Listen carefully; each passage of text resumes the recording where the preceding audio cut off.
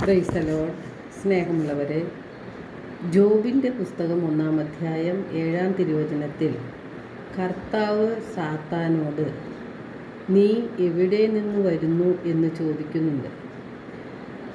ഞാൻ ഭൂമിയിലാകെ ചുറ്റി സഞ്ചരിച്ചിട്ട് വരികയാണ് എന്ന് അവൻ മറുപടി പറഞ്ഞു.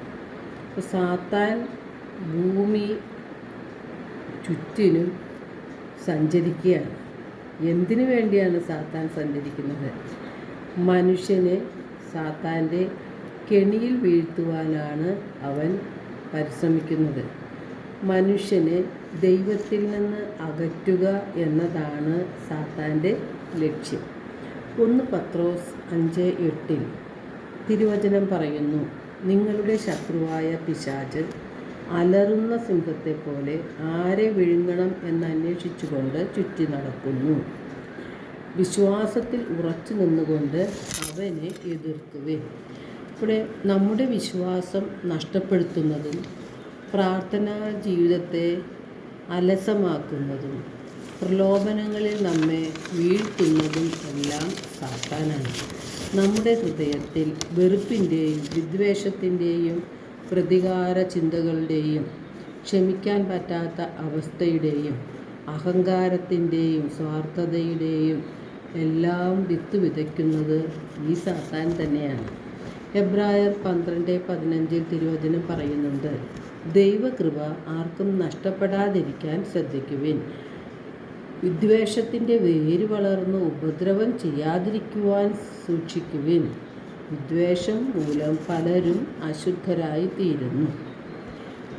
സുഖലോലുപതയും മദ്യാസക്തിയും ജീവിത വ്യഗ്രതയും മൂലം മനുഷ്യ മനസ്സുകളെ ദുർബലമാക്കുന്നതിൽ സാത്താൻ തന്നെയാണ്. ലൂക്ക 22:31 യേശു ശിമിയോനെ വിളിച്ച് ഇപ്രകാരം പറയുന്നുണ്ട്, ശിമിയോൻ ശിമിയോൻ, ഇതാ സാത്താൻ നിങ്ങളെ ഗോതമ്പ് പോലെ പാറ്റാൻ ഉദ്യമിച്ചു. എന്നാൽ നിന്റെ വിശ്വാസം ക്ഷയിക്കാതിരിക്കാൻ ഞാൻ നിനക്ക് വേണ്ടി പ്രാർത്ഥിച്ചു. നീ തിരിച്ചു വന്ന് നിന്റെ സഹോദരരെ ശക്തിപ്പെടുത്തണം. അപ്പോൾ നമ്മുടെ വിശ്വാസം നഷ്ടപ്പെടുമ്പോൾ നാം ദൈവത്തിൽ നിന്നും അകന്നു പോകുമെന്ന് സാത്താൻ അറിയാം. അതുകൊണ്ടാണ് സാത്താൻ നമ്മുടെ ദൈവത്തിലുള്ള വിശ്വാസത്തെ നഷ്ടപ്പെടുത്തുന്നത്. അപ്പസ്തോല പ്രവർത്തനം 6:31 കർത്താവായ യേശുവിൽ വിശ്വസിക്കുക, നീയും നിൻ്റെ കുടുംബവും രക്ഷപ്പെടും എന്ന് തിരുവചനം പറയുന്നുണ്ട്. യേശുവിൽ വിശ്വസിക്കുമ്പോൾ യേശുവിൻ്റെ വചനങ്ങളിലും നാം വിശ്വസിക്കും.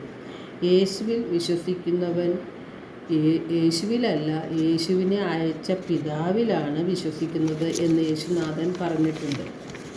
സാത്താൻ്റെ കുടില തന്ത്രങ്ങളെ എതിർത്ത് നിൽക്കാൻ ദൈവത്തിൻ്റെ എല്ലാ ആയുധങ്ങളും ധരിക്കുവാനാണ് വിശുദ്ധ പൗലോസ്ലീഹ പറയുന്നത്.